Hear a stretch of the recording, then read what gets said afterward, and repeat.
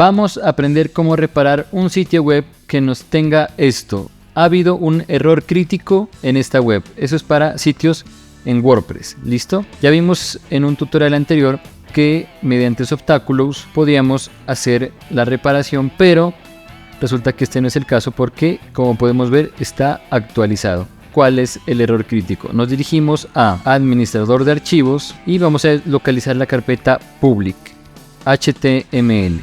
Listo, en esta carpeta vamos a buscar el archivo wp-config y le vamos a dar clic a editar. Y vamos aquí a esta sección que dice wp-debug. Le vamos a dar true, o sea, que nos muestre cuáles son los errores de WordPress por los cuales está fallando. Actualizamos, podemos ver que el error está relacionado con un plugin.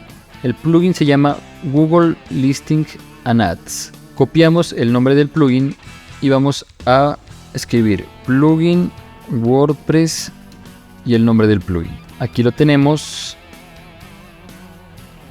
y lo vamos a descargar. Y ahora lo que vamos a hacer es a subirlo a través de este mismo administrador de archivos a la sección donde dice, mire, está en public, WP Content, plugins. Nos regresamos aquí al administrador de archivos y vamos entonces a public, ¿sí o no? WP Content, plugins, y lo vamos a subir aquí. Le damos clic a cargar y simplemente lo arrastramos. Listo, una vez subido, lo que hacemos es darle clic a este link, regresarnos a la carpeta, ¿verdad? Clic derecho, extraer, y esto debe haber solucionado el problema. Recargamos y vemos cómo ya se soluciona el problema. Listo.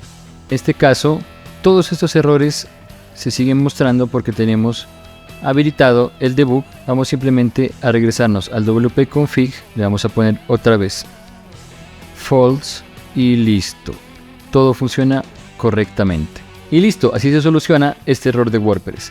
Si tienes alguna inquietud, puedes buscarnos como Tupi Hosting y te ofreceremos el mejor alojamiento para tu página web.